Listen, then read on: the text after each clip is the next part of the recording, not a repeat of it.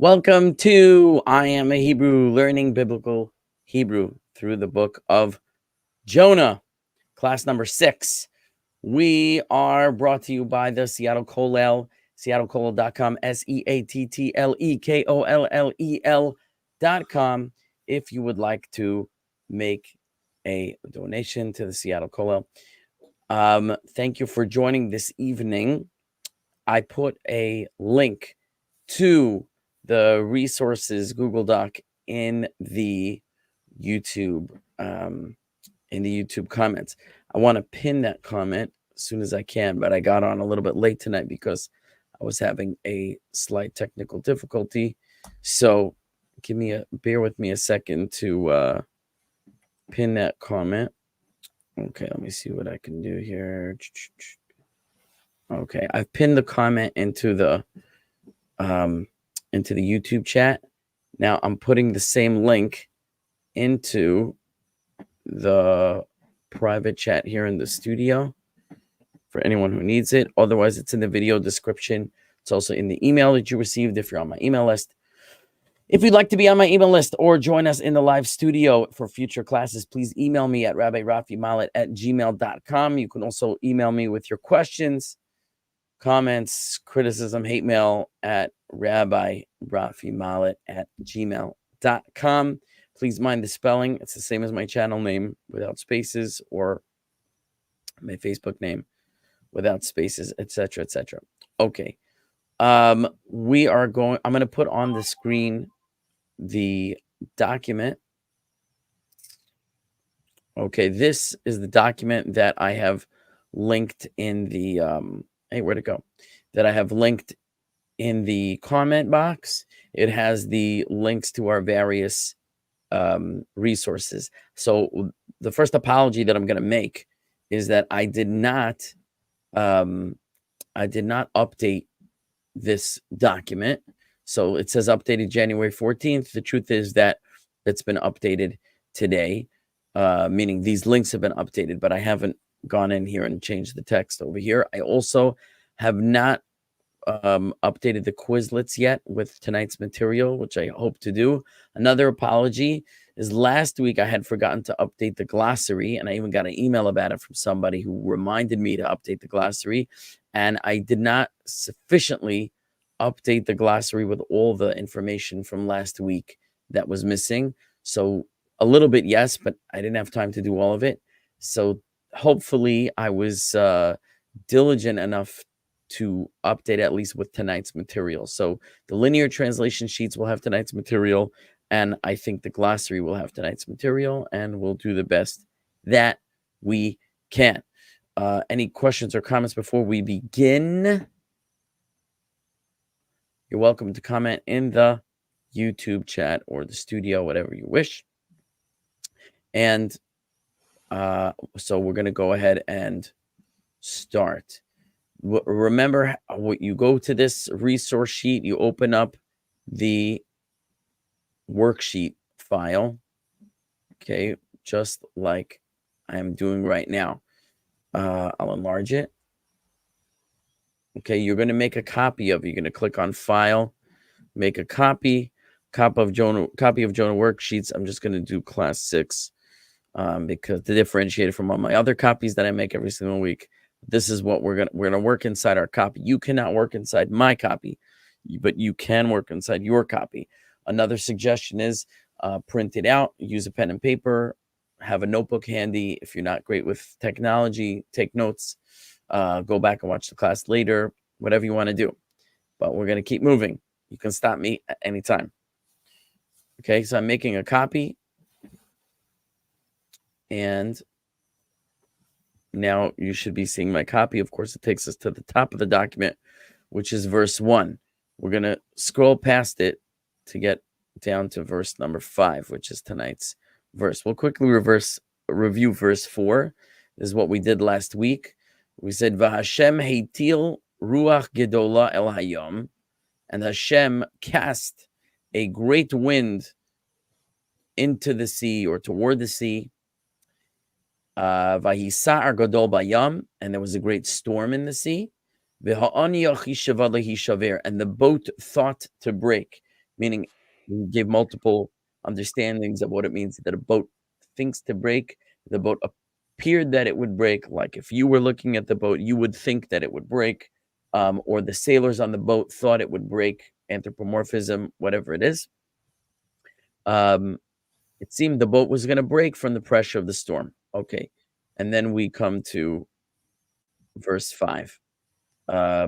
So everyone should be on this sheet that says Jonah Aleph Hey. That means Jonah chapter 1, verse 5.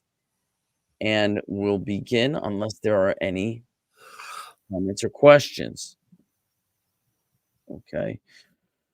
Fine. I don't see any comments. I don't hear any comments or questions. So we're going to go ahead.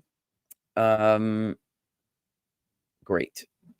All right. What we're going to do, I'm gonna read it in Hebrew with the cantillation, and then we're gonna plug in the parts of the verse that we already should know how to translate from the past classes, and then we'll go back and we'll learn the new material. Okay, this is how the verse sounds in Hebrew, and you'll excuse me, I read with an Ashkenazic pronunciation. Vayireu hamalachim vayiz'aku ish el Elohav vayatilu es hakelim asher ba'aniyah lehakel me'alehem v'yonah yorad el yarkisei hasifina Vayishkav Vayerodam. Okay, now what does all that mean? We're going to figure it out now. So if we look at this first word, Vayireu, I'm going to tell you what you might think, and I'm going to tell you what not to think, and I'm going to tell you why.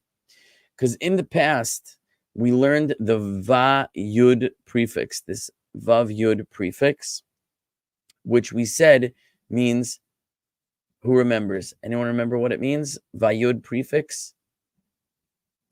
And it was. Okay, so we said, and it was, or alternative to it could be He. Okay, now and it or and he. Now, when you say was, you're using the state of being verb, but really the verb is determined by whatever the shoresh is, which I have highlighted in yellow, and it or and he performed this shoresh. Okay, sometimes it's the state of being, and it was, or and he was, they were, etc. So you're tempted here because you see the vayud to translate as and it or and he, but it is not so. And the reason it is not so is because you'll notice that I also highlighted this vav at the end, which is the u vowel, the u sound. I highlighted this in pink. And those of you who've been following the series might be confused and asking a question and saying, wait a minute, Rabbi, you normally highlight the suffixes in blue, prefixes in pink, and suffixes in blue. Here, you've highlighted a suffix in pink. Why have you done that? So I'm telling you why. Because this u ending is attached to the prefix at the beginning. The prefix, the meaning of this prefix is dependent upon this suffix at the end. So I've highlighted them both in pink to indicate these two go together. You cannot translate this vayud without the u, and the u will change it. So based on that, I'm informing you we have not learned what this means yet. And since we have not learned what this means yet, we're going to leave it for now, and we're going to come back to it. Here's the shoresh Yud Resh Aleph. We have not learned this yet. We're moving on. But we have learned the prefix hey, and the prefix hey means what? Go ahead. The. Prefix hey. Hey, the definite article. Okay. So we're gonna that's this. So this first pink space here is gonna be for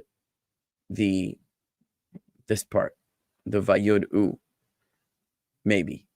I always say maybe because we'll see what's going to happen. But this pink space is for the hey over here. Okay. So here's the and the. Okay. And we have the malachim. And this word is like a homonym with other words. And so it's confusing what it means. Don't jump to any conclusions what it means yet. I'm just going to tell you we haven't learned this word yet. But I will, and even this suffix, which I highlighted in blue the E sound here underneath the chet. The E is part of the suffix. So the suffix is im, the E vowel with yud mem ending, and we have not yet discussed this. So that's another piece we'll fill in. So all we have in the first line is the, okay? Same thing here. We have the vayud u with the shorish in the middle. We don't know what this means yet. So we're going to leave it. We have the word ish. We haven't learned the word ish yet. We have the word el. We have learned the word el. So I'm going to offer to you to tell me what el means, to fill in el. 2. 2. Thank you, Abigail. I knew I could count on you. So I'm actually going to highlight these together because both of these 2 green spaces go with the first green word ish, which we haven't discussed yet. But here is 2. 2. Now, here there are 2 suffixes at the end of this word Elohav. The 2 suffixes are the vav suffix, which I believe we have encountered before. Maybe not. Am I wrong? Maybe we have not encountered the vav suffix before. And this yud, we're also going to talk about. We don't know what this yud means yet. So we're gonna move on from there. Okay. Here again is another vayud u, which we're going to talk about. But in the word vayatilu, we don't know the vayud u, but we have met this shorish before.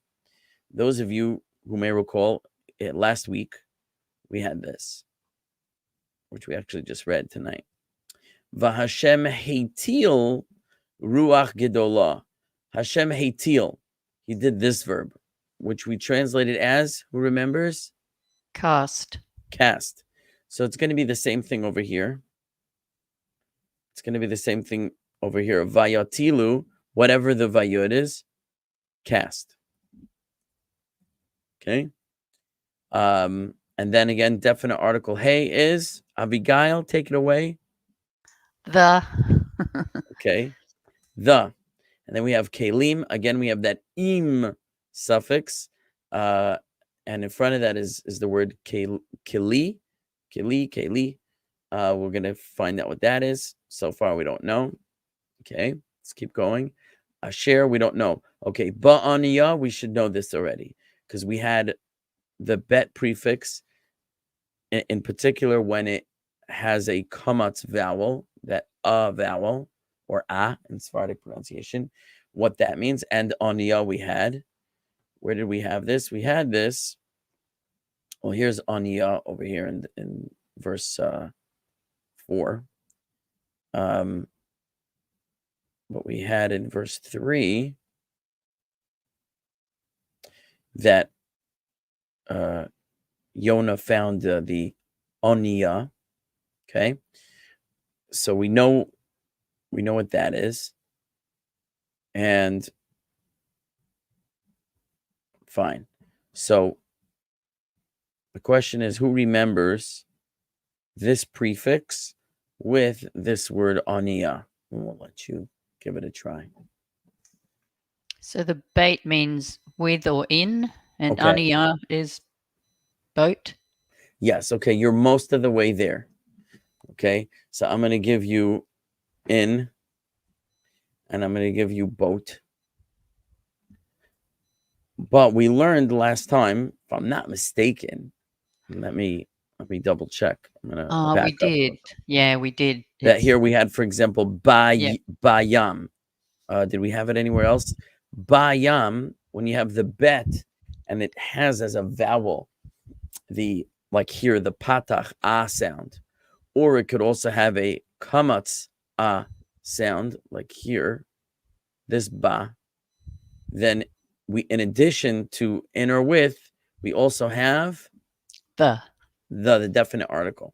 Okay, so ba is in the ba'oniya, in the boat. Okay, fine. Now you'll notice I added in the state of being verb, which we're going to talk about. This is the implied state of being verb. Very often in biblical Hebrew, the state of being verb is not spoken out explicitly. It's implied. And this is one of those cases. So I filled it in because it's not apparent, even though you probably could have done it instinctively. But I just wanted to point out that it wouldn't be flowing out of a translation of the words. It would come more through an implication. Okay, let's keep going. And now we have lehakel. This is I'm just going to say words right now. This is a causative infinitive form, but based on my system of teaching, this shoresh we'll learn. We haven't learned it yet, but the lamed prefix we could still translate. So help me out with the lamed prefix. 2 or 4. Okay, so since this is an infinitive verb, it's going to be 2. Okay, good. Now I have a mem prefix. You're on fire tonight, Abigail. Don't let me down. I'm the only one answering, it seems. Well, so the mem is from. The mem is from. No, I'm glad I have you here. So it looks like I reversed the order of the colors. This one should be the pink box, and this one should be the green box. So I apologize for that. I know Cliff is shy to answer, right, Cliff? So from, okay, and al we also had.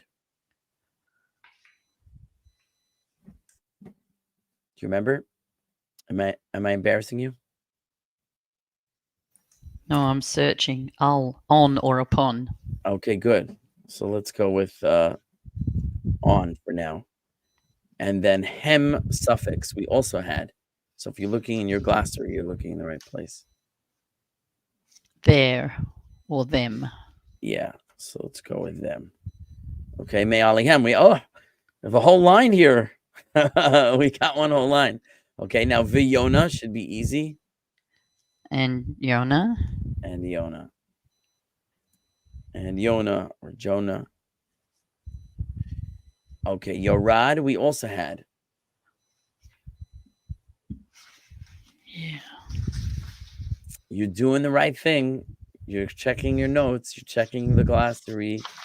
You're gonna win the game. You'll descend or go down. Descend or go down. Okay, there are actually more comments than I realized. I was looking at the wrong place. There are some comments on the YouTube. So, oh yeah, Steven's here. And see, Shirley Ann's cheating. She's already telling us the meaning of words we haven't learned yet. Ship, thank you. Yes, Onia ship. Thank you, Stephen. Oh, he's answering. See, from, on. Oh, good, Yorad. So you said to descend or to go down. Very good. And this is the past tense form. And Jonah descended. This is like the simple past tense form. Yorad. It's just the shoresh with no other modifying letters. It's the simple male singular past tense. Yorad. So what designates the past tense?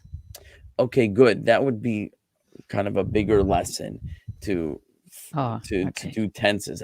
I'm gonna right now everything's in the past tense because we're learning a story that takes place in the past. So more or less everything's written in the past unless I indicate to you otherwise. And once we get into that, we'll start seeing the differences. Okay, but for now it's all past tense. In other words, I could tell you this one is past tense because when you see it's you know what, it's a little bit complicated. For now, let's just keep it simple. We're learning a story that takes place in the past. We're going to take for granted that all the verbs are in the past tense unless indicated otherwise. Okay, it's good enough for now. Let's just go with that. Yeah, that's fine. Thanks. I'm just a details person. Sorry. No, it's good, and so am I. And I could go into detail here. Last week I think it was last week we were talking about the concept of the binyanim. Binyan literally means in Hebrew a building or a construct, a construction. And I said a binyan in English is what's called a conjugal form. And we had, we talked about active and passive and causative forms. So this is the active form, and the active form is in the past tense. It takes a particular form, and it's called. So if you want to go back to that, for a few minutes, I don't know who else is going to follow, but remember I told you in the causative form, it's called hif'il. And what do we always do when we talk about the binyanim, the conjugal forms? We use as the sample shoresh, the shoresh pei ayin lamed, which literally means to act, to do an action, pa'al. Okay, so in the causative form, we put it in hif'il is the causative form of this shoresh.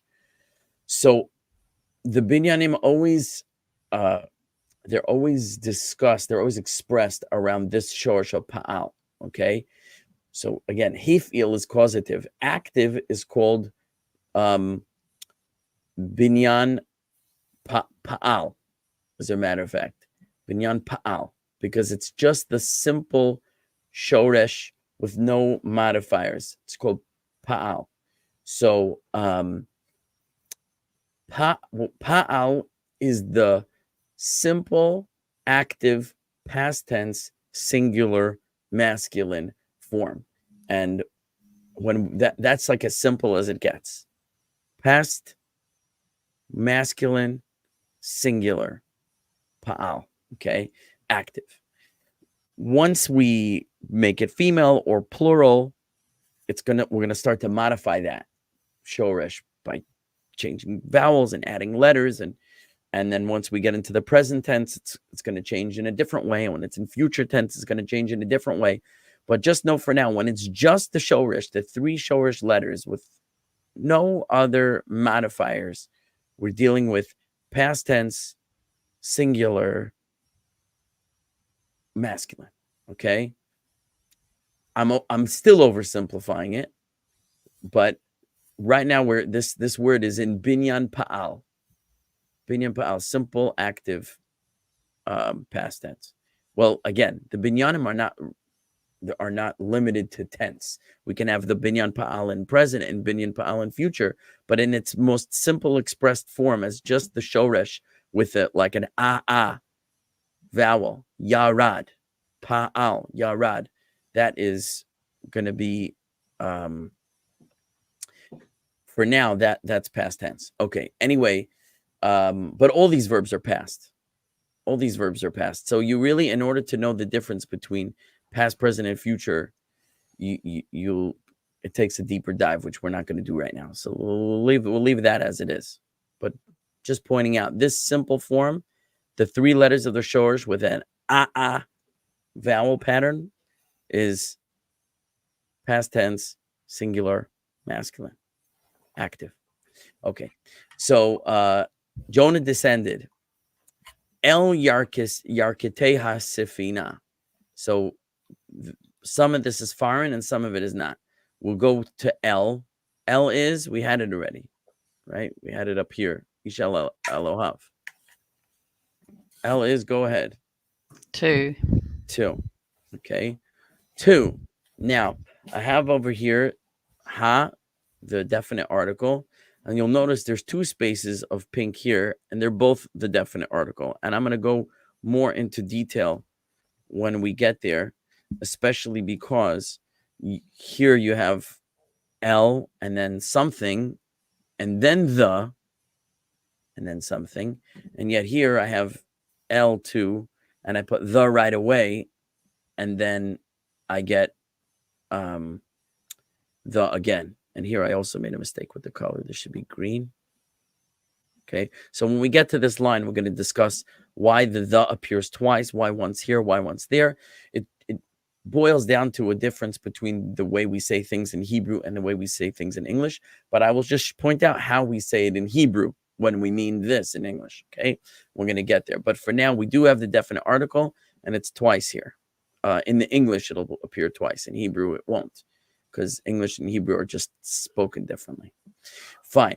And 2 more lines here. Now we come back to our classical, very comfortable, happy little vayud prefix, which means this and is the he and it. Right. And he, and again over here, and he. Okay. So what we based on only the previous classes, what we have from this verse, again, I don't know, it's like 40% of it is, right, something to something, something, something, something, something, something, something, something to something, something, something, something cast the something, something we're in the boat to something from on them. And Jonah descended to the something, something to something. And he something, something, and he something, something. So there's not much information here.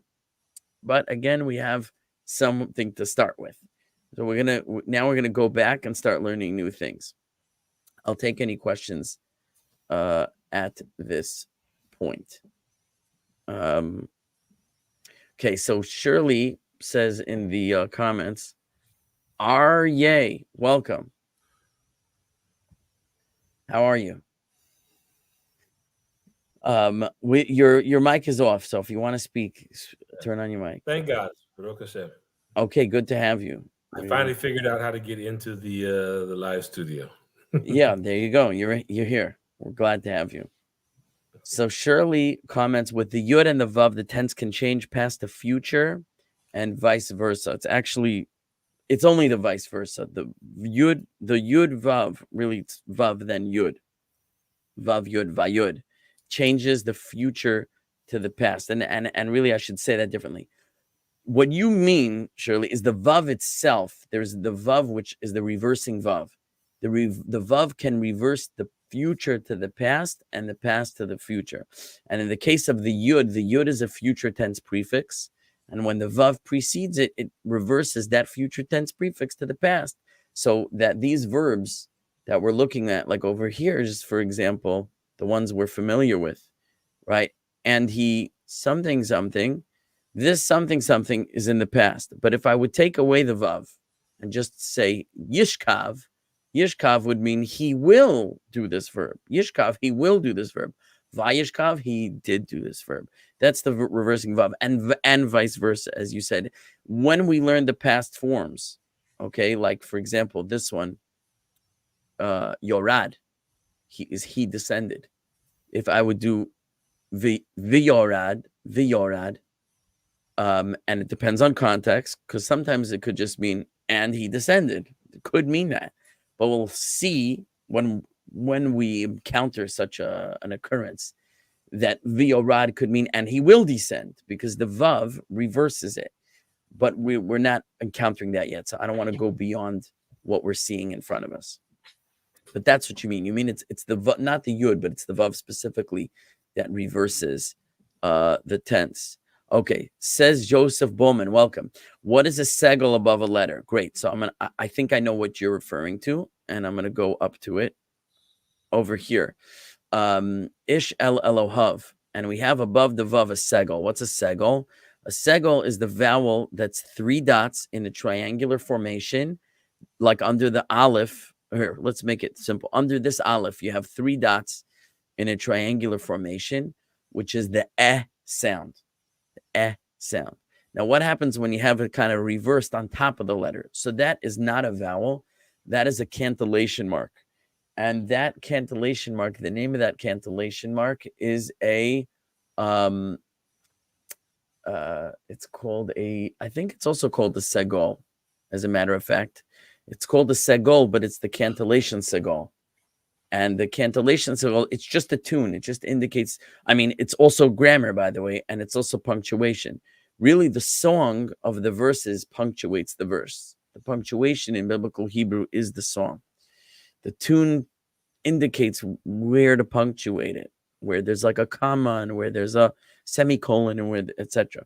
So this is kind of like a pause, the end of a phrase, if you will, and it has a fancy tune. This one up here, that's like a sideways S. These two are always paired. There's this one followed by this one. This one is called a zarka, and this one is called a segol, if I'm not mistaken, just like this vowel is called segol. And in the cantillation of the books of the prophets, because the cantillation for the books of the Torah, the 5 books of Moses, is different than the books of the prophets. So in the prophets, which we're reading, the tune would go Zarka segol, like that. So this would be read Vayizaku ish el Elohav, and it just goes to break up the phrases in a certain way, which is not our subject, but I think that's the answer to your question. What does the horizontal line joining two words do? Okay, so that's called if I'm not mistaken, that's called a makaf, the dash, and it tells you that these two words are joined like in the construct form that we spoke about, which that was just a word that Jacob Fadarecci gave me. But the construct form, meaning this word that comes before it is not standing alone. It's sort of dependent on this word. We'll see how that's so. So it indicates us that these two are together in some way. And when there's a more instructive example of that, I'll point it out. And this verse happens not to be the most obvious examples of that. Okay, so let's learn something new. Okay, those of you in the studio are welcome also to comment. So vayireu. Let's start here. So I told you the familiar vayud, but it's modified by this u at the end. So what does that do? It actually, rather than and he did, past tense, the vayud u makes it and they did this verb. And you'll find that reflected in your glossary. So to make a note of it, check out the glossary, vayud u, and I listed it among the prefixes as and they. And they, Yud Resh Aleph. What's Yud Resh Aleph? We'll look in our glossary and we'll see that. We'll see. Let me magnify it. Okay. We'll see in our alphabetical glossary here that Yud Resh Aleph indicates fear or awe. Okay. So in this verse, it means, let's go back to the verse. Okay, it means, so I'm trying to find the right tab. Here we go. Okay, it means, and they feared. Now you'll notice that I didn't put a space for they. I only have a space for and the reason for that is that the identity of the they is who are the they? The identity of the they is identified in the next word. So while in Hebrew it's like and they feared the something feared, okay, in Hebrew in English you just say and the something feared, right? So and we'll figure out who it is that feared. Let's put feared over here. The malachim feared. So let's start with the first part, which is malach. Now, malach, as I mentioned before, it's a homonym with another word. Malach means an angel, okay, or a messenger. I had this whole argument in my comments section this week about what the meaning of this word is. Messenger, angel. So technically it's messenger or agent, but in the context of what's one of God's messengers, it could be a prophet, a human prophet, or it could be an angelic minister. So that's not this word. That's the word malach, which is spelled mem lamed aleph chaf. Okay, it sounds like this word malach, and some people might say, "Oh, melachim are kings," from the word melech, right? It's not melech as king either. Okay, now it most closely relates to another very familiar simple word that some people may know, which is melach, which is spelled mem lamed chet, just like malach. Does anyone know what melach is? Salt. Melach is salt, that's right. Now, a malach, on the other hand, is a person who, for some reason, is identified with a very similar title. A malach is a sailor, okay? A malach is a sailor. We call them an old salt. Oh, yeah, a salty sea dog. But now I thought, I guess this is the child in me. When I learned that a malach is a sailor, I thought it was, because the sea is salty. And that seems like the rather obvious connection. However, that's not what the commentators explain as the reason for malach, and there's a good reason for that. We find the word used in the Torah, mimulach, from the same root as this, means actually mixed, and a malach really means like a mixer. And why is he called a mixer? And this is the reason the commentaries give, is because a malach is really, he's the oar man. Okay, he holds the oar and he paddles in the water to move the boat. Okay, and the paddling motion of the oar in the water is a mixing motion. You make a mixing motion with the oars. So they're really, the word has more to do with mixing. And that's what they explain, because the sailors paddle, they row the boat, row your boat. The rowers are making a mixing motion. They're called, therefore, malachim, mixers. The question is, melach, salt, why is that the same root? And while I haven't seen this written, my intuition tells me probably because we mix salt into just about every food. It's the quintessence, you sprinkle the salt and you give a mix. So salt is a food that's mixed into everything. That's like a simple idea that came to mind. I had another deeper idea that salt is a mixture of two elements, sodium and chlorine. And the sodium and chlorine on their own are toxic. They're poison. But when they're mixed together, they become tasty, and they're a flavor enhancer, and they're very desirable. And we put them mamish Yiddish. We put them really into everything. It's mixed into everything, but it's mixed into everything. That was my first explanation. But salt itself is sort of the ultimate mixture. It's a chemically bonded compound that each element on its own has such a unique identity that they're each a poison, and yet that identity as a poison is totally nullified in the new creation that comes about by mixing them two together. It's the mixture that now defines them, not the original identity of the individual elements. Their original identity as singular components has been nullified, and a new identity has emerged from a chemical bond or a mixture. So it's like the ultimate mixture. That was one of the reasons I thought why maybe salt was called melach.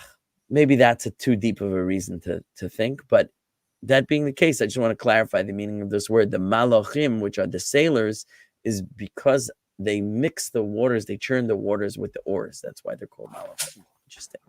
So, okay, now I said sailors in plural, so I gave away the goose over here. But this suffix, the im suffix that I mentioned before, which is the chirik e and the yud mem, im is the plural masculine suffix. So when you have im at the end, it means it's plural for a masculine word. Malach is a masculine word, plural malachim. Malachim are sailors. Ha-malachim, the sailors. So we have, and the sailors feared. And the sailors feared. Okay. Again, I'll invite you to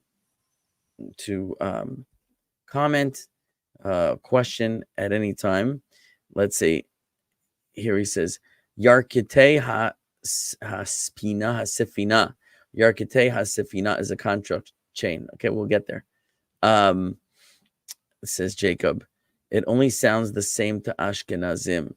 Which one? Malachim and malachim?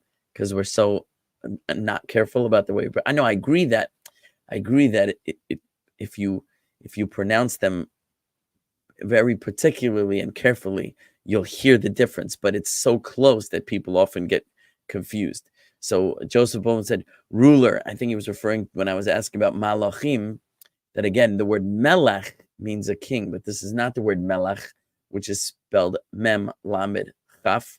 This is malach, which is spelled mem lamed chet. It's a different spelling, different vowelization, and it's a different meaning. Okay, so, but it's confusing. That's why I spent time on it. I want to go faster because we're running out of time and we have many much to go. This is maybe the longest verse we've encountered so far.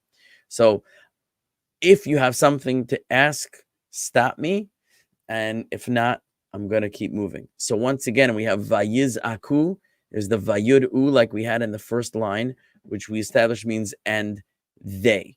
Now, because we don't have another noun in this phrase to identify who the they is, we really do actually, but I separate it. So you'll see that even the they here is not necessary if we would combine these phrases together. But because I'm doing it phrase by phrase, I'm going to be a little more particular. Once we see what the next phrase is, you'll see you could state it differently. But and they what? And they za'ak. Now, za'ak, you'll see in the glossary. I won't go to the glossary now. I'll trust that you could do it yourself. It means to cry out. Za'ak means to cry out. Okay. So, and vayiz'aku, and they cried out. Sorry. Hit my keyboard the wrong way. And they cried out. So the sailors feared. Remember, there's a storm, and the boat's going to break. So they're afraid, and they cry out. What do they cry out? Ish el Elohav. Now the word ish is a very simple word in Hebrew that many people may know, and it also has a less simple meaning. And it so happens in this verse, both meanings are present, as you'll see, and I'll explain why. But ish in its simplest form. Anyone know what ish is? Man. A man. Here, Jacob pointed out the different spelling between malach here, meaning a sailor, and melech, meaning a king. So ish is man. Ish is man. And that's actually going to go over here. Okay. But what's interesting is that the word ish, meaning a man, could also mean the English word each. And I actually believe the word each, E-A-C-H. And by the way, in French, CH is a sh sound. So that it's like almost like ish. It's almost the same exact word. I would not be surprised at all to learn, not that I looked into it, that the word each in English is related to the Hebrew word ish. Because ish means a man, but it's also euphemism in Hebrew when I talk about particular individual things, even not an individual person, but I could call each one ish. Okay, and I didn't prepare examples to show you of this usage in other places in Tanakh. For now, you'll take my word for it. Maybe we'll encounter more examples later in our studies together. But the word ish is used to mean each, as well as to mean a individual, a man. So ish al-alohav here, which you could translate as a man to his God. In English, you would say each man to his God. Ish, each man. So both meanings of ish, man or each man fits here contextually. Each man cried out to Elohav. Now already in Elohav, you may see a familiar word Elohim, which is one of the names of God, but you may not know, you may know or not know, and Joseph, pay attention, that Elohim, and I discussed this in some recent YouTube shorts, it could mean God singular, even though it's written in the plural, and we discussed this in my series before this, that we speak of beings who are in a position of dignity, power, or respect in the plural. It's kind of like the royal we. We speak about beings that deserve respect in the plural to create a distance between us and them, that we're just one small individual, and it's not a one-to-one. That would be too intimate. It's as though it's one to many. I don't speak directly to you. I speak to you with a degree of distance. We do it in French when we say vous, when we say you, and we speak formally, we say vous, which is the plural, even if we're speaking to one, because it's formal. It shows respect. It shows a certain degree of lack of intimacy, of a degree of distance. But when we speak familiarly in French, we say tu, which means you, singular. So I'm just pointing that out about the word Elohim, is that it could mean plural gods. It could also mean singular God. And when we speak about the God of the Torah in that context, we certainly mean it in a singular. However, there is a singular form of this word, and I put it in the glossary. I'll just take a moment to show you the singular form. The singular form is, let me blow it up. Oh, I already did this. I have my glossary open and blown up already. Let's look at this one. The singular form is here. And I'll teach you something else here. This is pronounced Eloah. Some people don't realize that. They look at this word and they go Eloha because they see a hey with a patach underneath it. So what people don't realize, I'll just teach a little bit of grammar. This patach, the at the end here, is what's known as patach genuva. Patach genuva literally means the stolen patach, and where normally the consonant sound precedes the vowel, in this case, it's the opposite. The vowel precedes the consonant. And when does that happen? It happens at the end of a word with 3 letters. The most famous one that people know is the chet, like in the word ruach, luach, noach, etc. That's the easy, famous one. With an ayin, the letter ayin, or the letter hey, those 3 letters. When those 3 letters appear at the end of a word with a patach, the patach sound precedes. Now, the reason most people don't appreciate that is because unless you're a Sephardic Jew or a Yemenite Jew, you're not really enunciating the ayin in a guttural manner. It sounds equivalent to an aleph, which is totally silent. So when an ayin is going to get patach at the end, it's just going to sound like ah. So you don't know if the ah is coming before the ayin or after the ayin because it makes no difference. The ayin is silent. The ayin is not really silent. The ayin is a guttural letter, ayin, ayin. And therefore, if you put the vowel after the consonant, it's ah. But if you put the vowel prior to the consonant, it's ah. Okay? So when ayin is at the end of a word with a patach, like in this word, elo, ah, which has a hey, but if it would be an ayin, it would be ah, right? Not ah, but ah. Now, here with the hey, it's the same, and that's why there's a dot in the hey, which we spoke about before. The mapik is the dagesh, that dot for emphasis. When it's in the hey, it's called a mapik. Why? I don't know, but that will indicate that you should enunciate the hey. Usually at the end of a word, the hey is also silent, like in this word oniya. You're not going to hear that hey. You don't hear the. It's not oniya. It's not. It's oniya, and the hey is silent. But here, because the patach precedes the hey, I enunciate the hey. Ah. Okay, it's a little grammarless. So this word is Eloah, and it means singular God or deity. And here's, of course, the plural Elohim, God or gods. And it could also refer to, like we said before, it could refer to a being in a position of great power. Angels are called Elohim, and judges are called Elohim, rulers are called Elohim, etc. So, but usually it means gods. In this context, it means gods. I should say usually means God. It's usually talking about the God of Israel, in which case it connotes singular.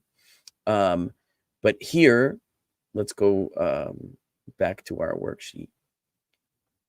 Where's our worksheet? Okay, here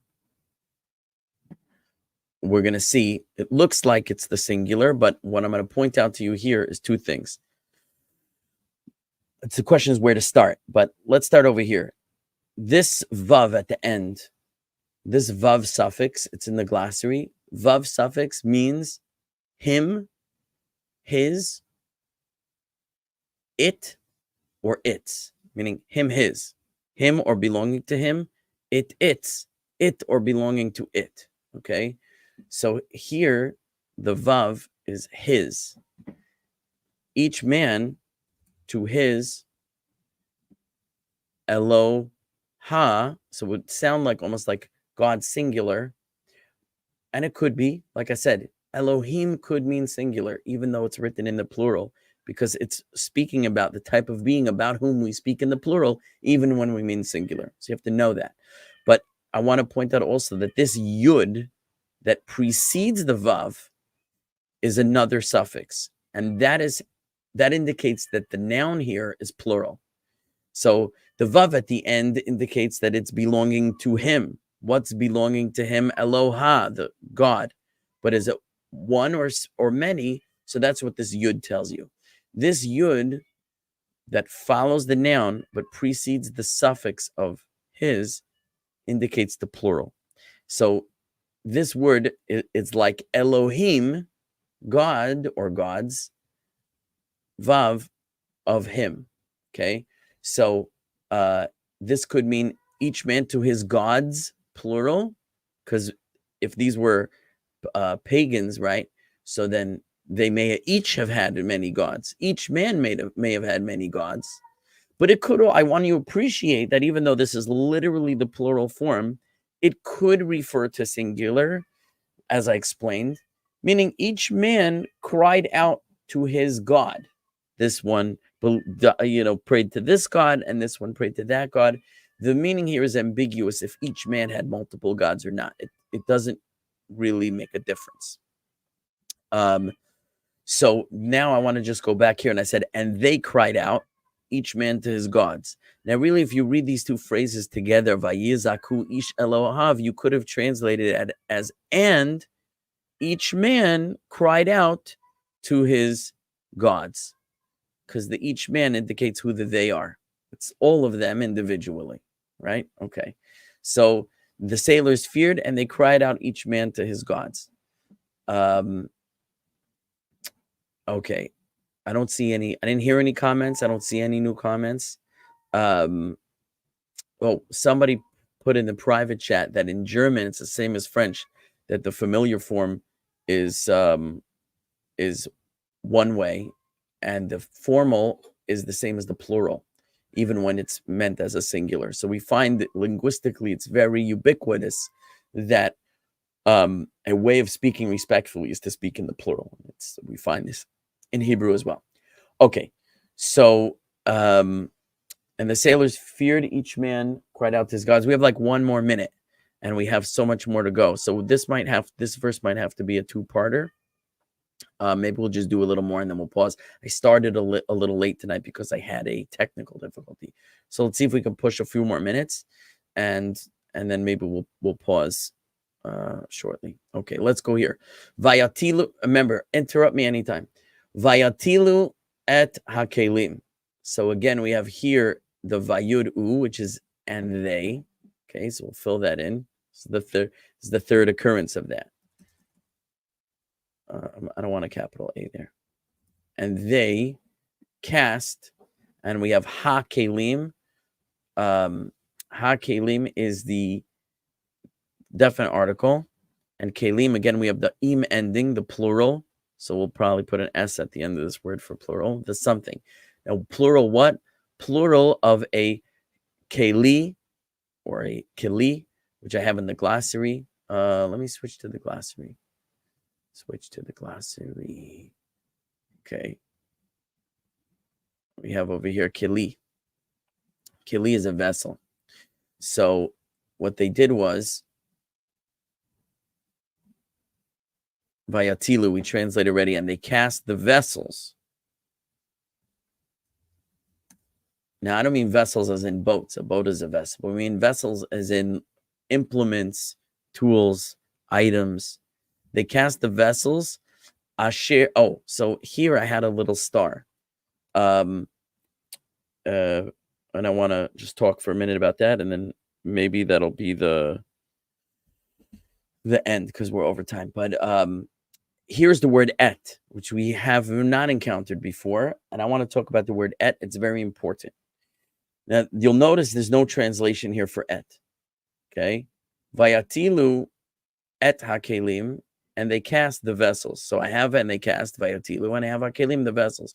What is et doing over here? Okay, so listen carefully. I have a little star over here. We can go down to the notes.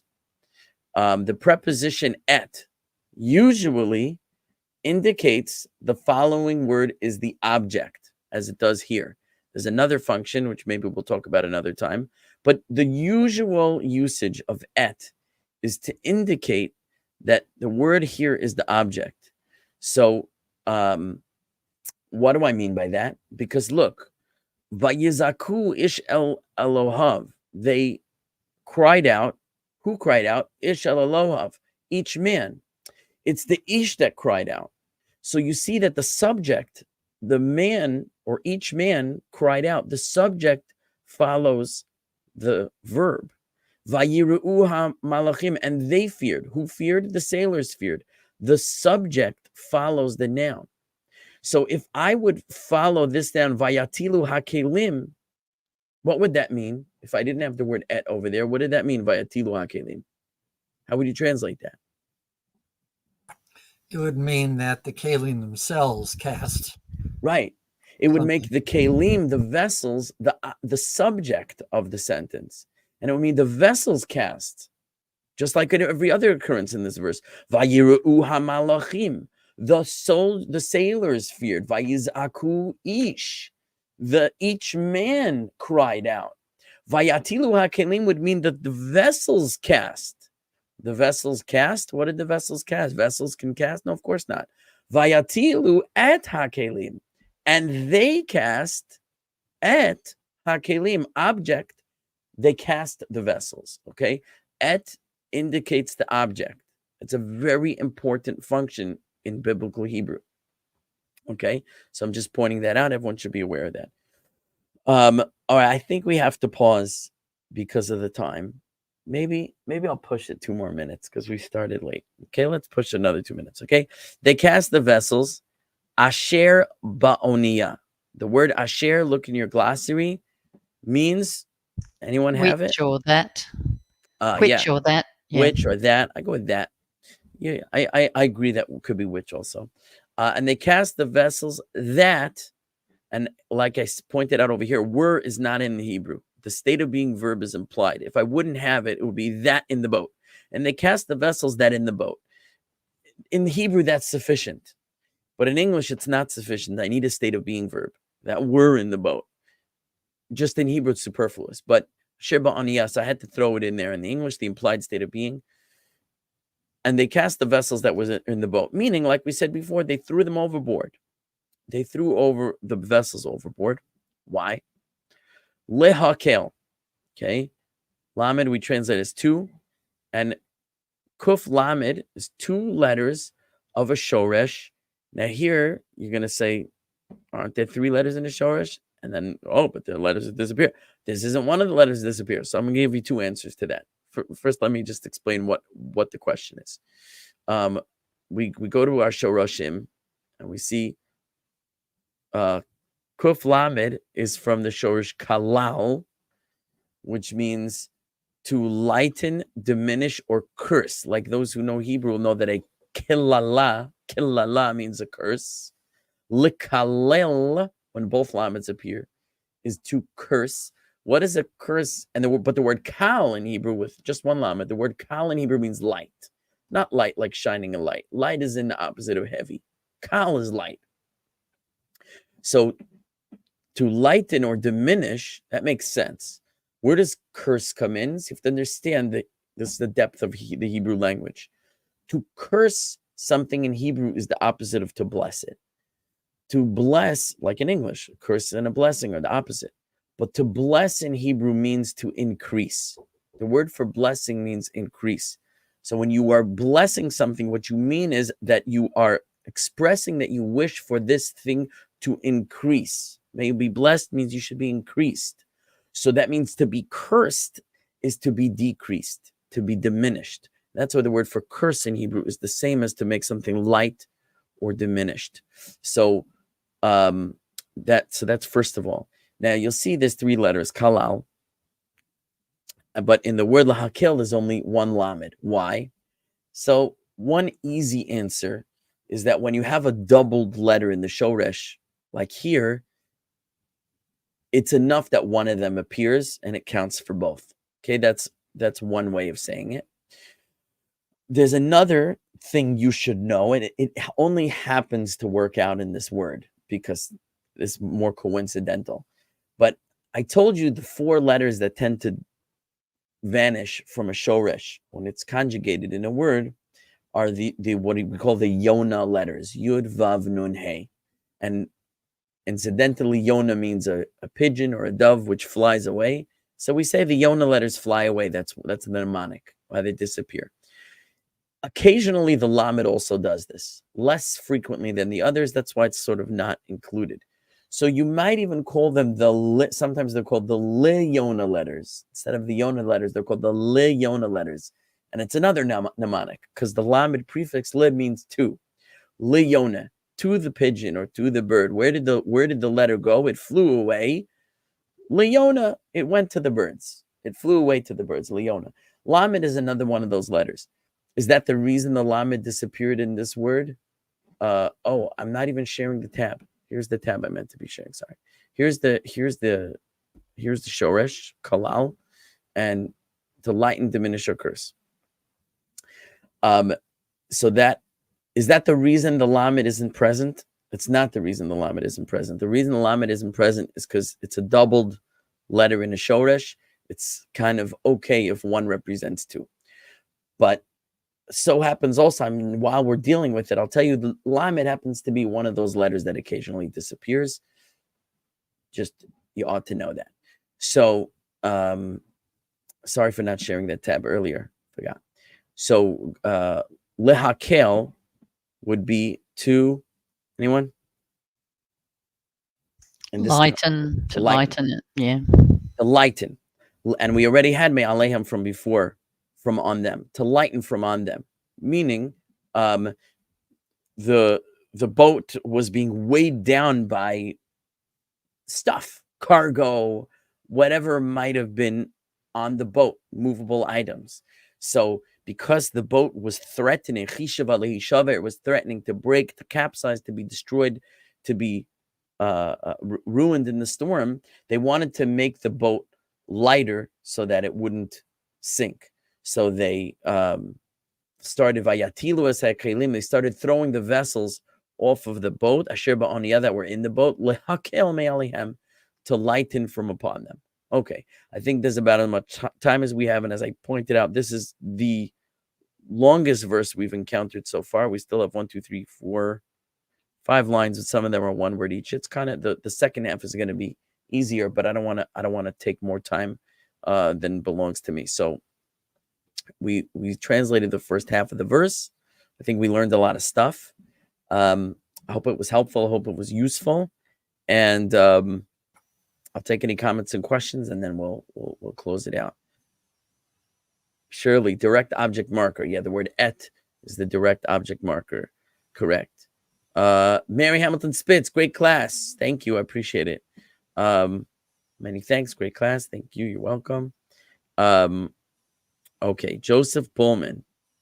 How they get bet to mean 4 in Genesis 1:1. Oh. Very good. Okay. I want to address this. Question is, do I have time to address it? Tim Flanagan, thank you for your time, Rabbi. Okay. So I'm gonna try to answer this quickly. And here's what the questioner is referring to. In Genesis 1:1, it says, Bereshit bara Elohim et hashamayim ve'et haaretz, which is typically translated as in the beginning, Bereshit. God created the heaven and the earth. Oh, you know what I didn't talk about? The answer to this question really requires a little bit of discussion on something in the verse that I didn't gloss over it. It's down here to the blank, why the appears twice. See if I can answer it without getting to that.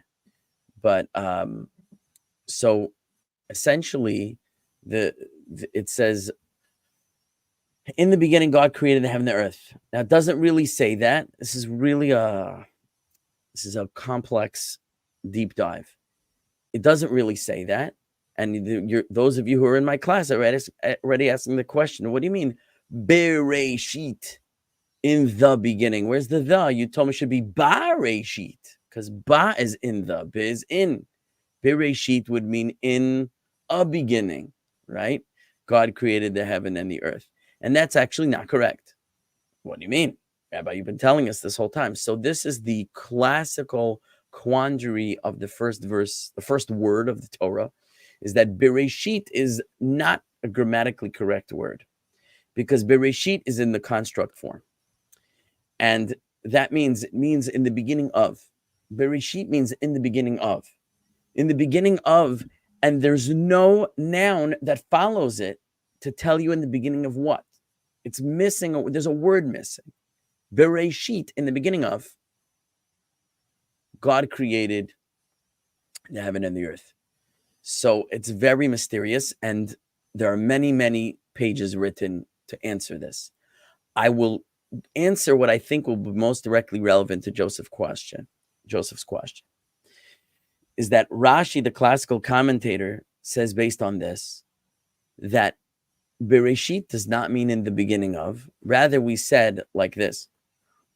Bet is typically translated as in or with. But the truth is that the prefix bet can have a lot of translations in English, and that's not Hebrew's fault, that's English's fault. Because the same idea is conveyed in Hebrew with the prefix bet, but in English it's expressed differently in different situations. So it's not Hebrew's fault, it's English's fault. So I'm going to try to do this the best I can, and I'll show you why some translators might say for over there. So Rashi offers the following.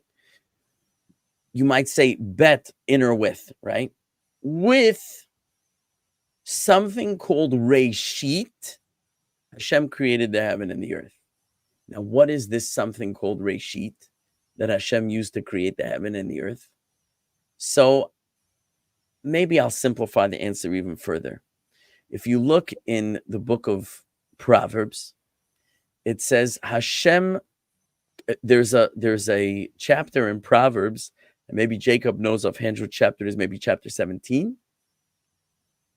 Maybe I made that up totally. It says Hashem Kanani Reshit Darko. God acquired me, but the word konan Hebrew also means create. It's all of the discussions. You could translate Hashem created me. Reshit Darko, the beginning of his way. Tanakh is for girls. I love it. I have a story about that. Hashem, you love it, Jacob. Hashem created me or acquired me or created me. Reshit Darko, the Reshit, the construct form, the beginning of Darko, his way. Hashem, and if you look in that chapter, which I don't remember the chapter number offhand, the whole subject of the chapter is who is speaking. Wisdom is speaking. Chochmah is speaking. Okay, wisdom says Hashem created me or acquired me, the beginning of his way. Now, our sages understand the wisdom in that verse to be a synonym for the Torah itself. The wisdom of God. Torah is a revelation of the intellect of God. So Chachma there refers to Torah, and there's many indications of that, which we don't have the time now to go into. So when it says Hashem Kanani Reshit Darko, God created me as the beginning of his way, means that before God created the world, he created the Torah. And and Rashi says this in a number of places, and now's not the time. But what does that exactly mean? Hashem created the Torah? Too much to go into right now. You'll ask a lot of questions on it. But the idea is that an architect creates a blueprint before he makes the building. So God had a blueprint for the universe, and the blueprint was the Torah, meaning, what's my goal? My goal is that this Torah should be fulfilled. So therefore, I need to create a world which will lead to that goal, a world in which the Torah can be fulfilled. This is very deep. We could talk for so long on this subject. But hear me on whatever level you're hearing me. I want the Torah to be fulfilled. That's my goal. That's my blueprint. So I will create a world that fits that blueprint. And so therefore, the Torah, which is called Reshit Darko, the beginning of God's path, which he created first as the beginning of his path of creation. The word Reshit is used there to describe the Torah.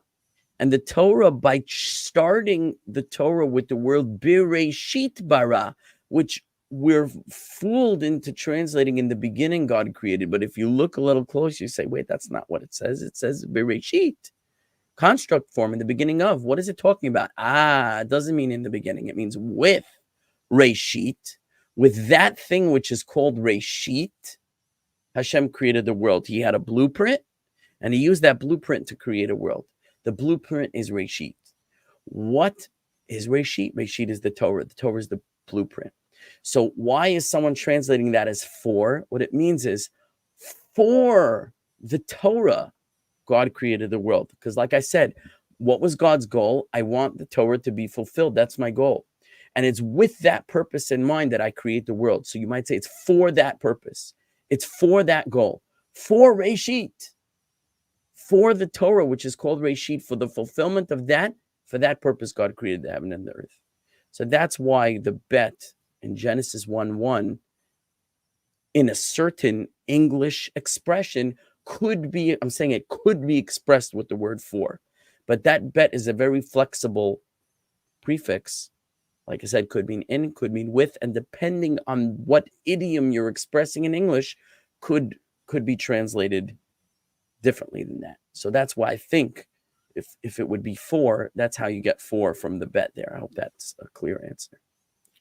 Okay, Jacob, I'm going to tell you the story. You said Tanakh, you commented Tanakh is for girls. So for those who don't know, in men's institutions of Torah learning, the focus is on Talmud study. And Tanakh, the study of Tanakh, is relegated to a certain degree for a person to study on his own. It's not what the classes focus on. Tanakh is looked at as something that's relatively simple and easy to understand. You can learn it on your own. But the Talmud is so complicated that it requires a teacher and it requires a tremendous amount of training. And you have to hear the words I'm saying. Learning the Talmud requires a tremendous amount of training. And it's a very big problem when people who don't have years of training in learning Talmud pick up a volume of a Talmud and read it and draw all kinds of wacky conclusions based on a simple reading of the Talmud. They don't understand how to read it. They just don't know what they're doing. It's dangerous. And this is one of the reasons I think that the Talmud says that a non-Jew should not engage in this sort of study, except where it's relevant for them. But even then, of course, with the teacher and with the proper guidance, it's a very volatile text if you don't know what you're doing. So the primary focus in the yeshivot, in the institutions of Torah learning, is the training in Talmud study. But in women's institutions, the Talmud is generally not studied. I'm not going to go into it now. Talmud study is seen as an obligatory focus of Jewish men, but not of women. And their studies, therefore, tend to focus more on the text of Tanakh than the men's schools. So there became this sort of like social norm that like girls learn Tanakh and boys learn Talmud, and Tanakh is for girls. That's what Jacob said. Tanakh is for girls. I was like, I don't learn Tanakh when I'm a girl.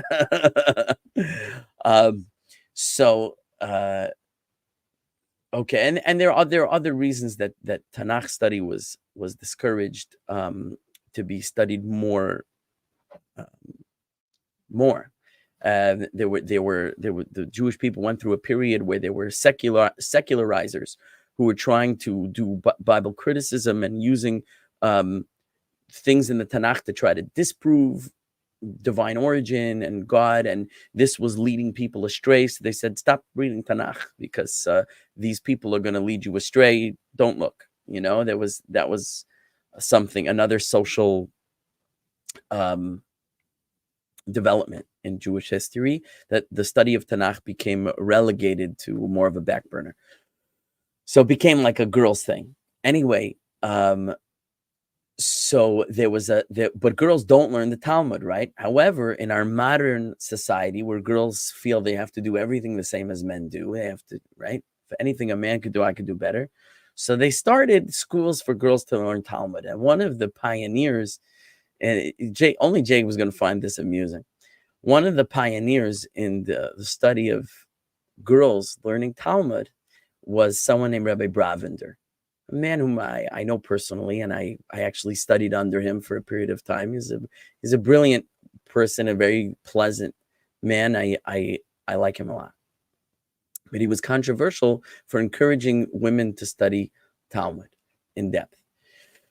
So somebody I know told me that when he met Rabbi Bravender, he said, I want to congratulate you on the programs you have created to encourage women to study the Talmud. I want to know, when are you creating a yeshiva where you encourage the boys to study Tanakh? So it's kind of like a little bit of a shtuch, as we say in Yiddish. You know, you give them a little, you stick it to them a little bit. Like, oh, you're so focused on getting girls to study the Talmud. You know, maybe we should focus more on getting boys to study Tanakh. So fine, that's my girls Tanakh is for girls story. Jacob says the Rebbe, that's the Lubavitcher Rebbe, was very encouraging of women getting a taste of Talmud in their classes. Okay, a taste of Talmud, I think anybody can and should have. The question is, should a woman dedicate her life to the study of Talmud the way a man should? And generally speaking, the answer to that is no.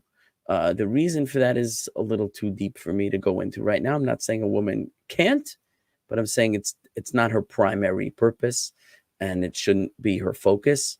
In general, I'm not saying there aren't exceptions, but because of Jewish man's obligations, Talmud study becomes much more important for him. And that's all I'm going to say on the subject. And a woman should not confuse her obligations with a man's obligations. It's just, we don't want to have that kind of confusion. But I got to go. So I'm heading out. Everybody have a wonderful night. Thank Be you, well. Rabbi. Take care. Shavuot Thanks tov. today.